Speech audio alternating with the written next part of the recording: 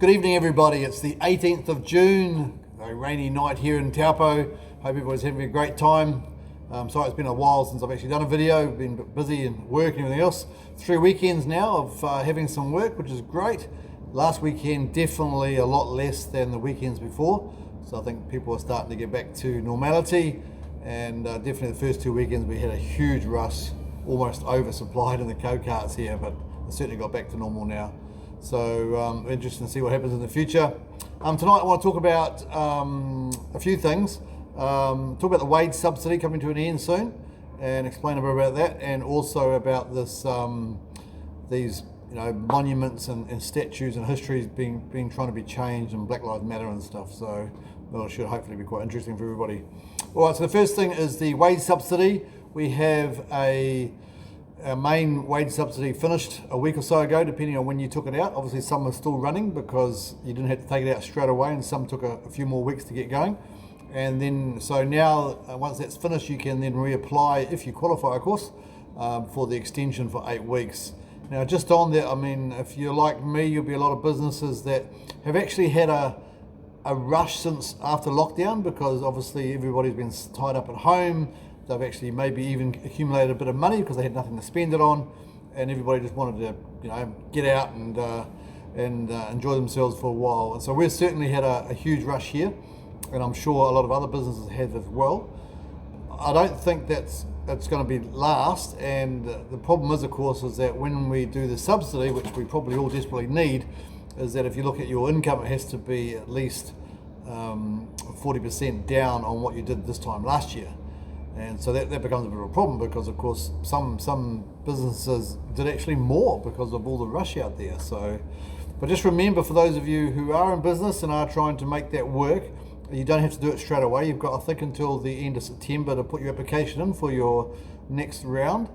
So what you need to do is go through, if you are like me, getting close to the limit and everything else, go to find a period last year where you had good income, like really high income, for a particular 30 days. And then try and match that against this year in the coming days and weeks or so, to try and make it easier to qualify. So look for a high monthly turnover or 30-day turnover last year, which makes it a lot easier this year to qualify. Also, don't make the mistake I did initially, was it's 30 days, so it's not month to month. It's not the 1st of May to the 1st of June, or 10th of May to the 10th of June. You got to take one day off, of course, 31 days in a month. So, and that does make a difference. So I actually fell into that trap. So don't do that. And hopefully you will be able to, if you're doing really well and don't need it right now, that's good. But of course, we might desperately need it in a month or two. So again, you've got a few months to make the application. So if you don't qualify now, maybe in a month you will. So there's some little bit of tips there. All right. So let's talk about this absolute nut stuff of people trying to take down monuments, trying to rename Hamilton. All this, it just makes my blood boil, to be honest. And of course, it all started in America just recently with this poor guy getting, well, I won't say poor because he wasn't, he a guy that got killed by the police. Now, the police killing him, obviously, by putting their knee on his neck and everything else, that's not good. And the guy should be prosecuted for that, and the right action taken. But you also have to remember that one of the things I think we're lacking in society today is, and you saw it today with the viruses coming out and the government backpedaling and not taking any accountability for who's in charge of what and who's making sure people are getting screened and checked and everything else. There's just no accountability for anything nowadays. When something goes wrong, the first people want to do is blame somebody else, not our fault, and move on. And no one is taking accountability for anything. And again, if you looked at the government today backpedaling, but no one's being sacked, no one's taking accountability for it. They just go, oh, it wasn't my fault, sorry, and move on. And I think that's come from a generation or two now, through schooling, through the anti-smacking law being abolished and everything else. It just becomes kids just, and obviously young adults now and everything else, just growing up with no responsibility, no, you can't touch me, you can't hurt me, you can't punish me, all this kind of stuff.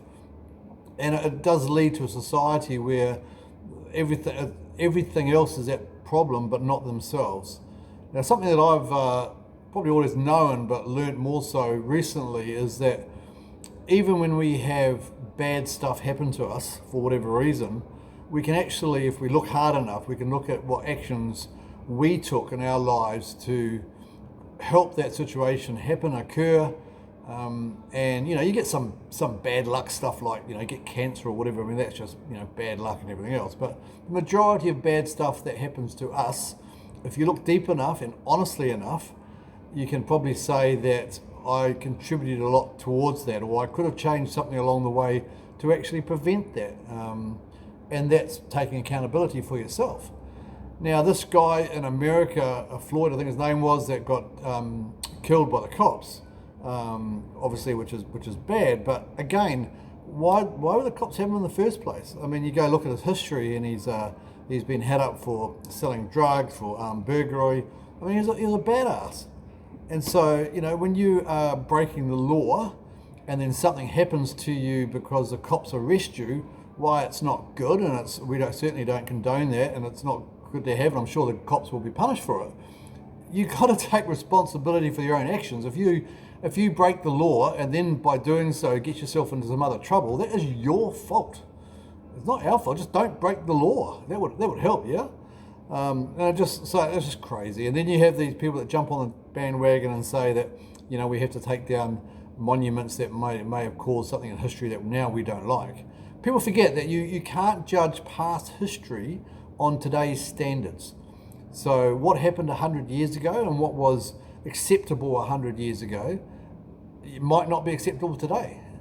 And on the same token, I'm sure what we're doing today in 100 years' time might not be acceptable at all. So you can't punish us today for someone's views that might be 100 years ahead. And the same thing, we can't punish people or look down on people 100 years ago for their views that at the time might have been fine. I mean, that's just how societies grow and develop. And also, there's this Black Lives Matter. I mean, to me, that's just racist. All lives matter, not just black lives. That would be like, again, if you want to know whether a communist is racist or not, turn it around. White lives matter. Do you think that would actually, fly in the media today? And so let's start a group saying white lives matter. I mean, it wouldn't, because that itself is racist, and I agree. But then you can't have black lives matter, because that's racist as well. It doesn't matter the reason behind it or anything else. It's just segregating people into groups and making diversity, and that does not help anybody. Makes us into tribalism warfare, basically. We have to be all treated as individual, not as a group. And so, this guy that got killed in America by the cops should be obviously penalised for that. That should not happen. But again, I mean, you have to ask yourself, if you put yourself in a dangerous spot, you're gonna. There's actually a great thing on Facebook going around. Some of you might have seen it. It's a black comedian going on about, whether if you want to, of course, you can do it because it's from a black guy. But if you want to stop your ass getting whipped by the police, first of all, don't do crime.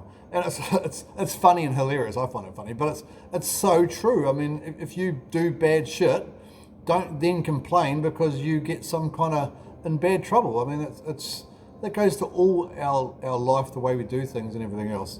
Personal responsibility, take actions and be responsible for what you do and don't do in life. And then I think people would be far better off. And, basically, if you can start to get your own life together, take responsibility for the shit that happens to you. If your life is not going according to plan, maybe you need to change your plans or have a different view on it. Make sure that you contribute all that stuff to yourself. It's no one else's problem or concern or anything else. It's your life. You need to control it. And there's just so many people out there now that all they want to do is do their blame game. It's his fault, it's their fault, it's the government's fault, it's because I'm black, because I'm Hispanic, because I'm minority. It's just bollocks. I mean, this is the best time to live in history. We've got the least amount of poverty. Poverty halved around the world from 2000 to 2012. Halved. That's amazing. That we should be celebrating that kind of stuff. And what our ancestors went through 50, 80, 100 years ago, they would be just absolutely horrified to see what people are complaining about today. It's unbelievable. So can we do better? Of course we can. We can always do better. But we also need to be grateful for where we are, what we've got now, and make sure that by being completely stupid and trying to start movements and on things that are just not based on anything apart from racial stuff, that can really set the country and the world back 50 to 80 years if you let it get out of hand.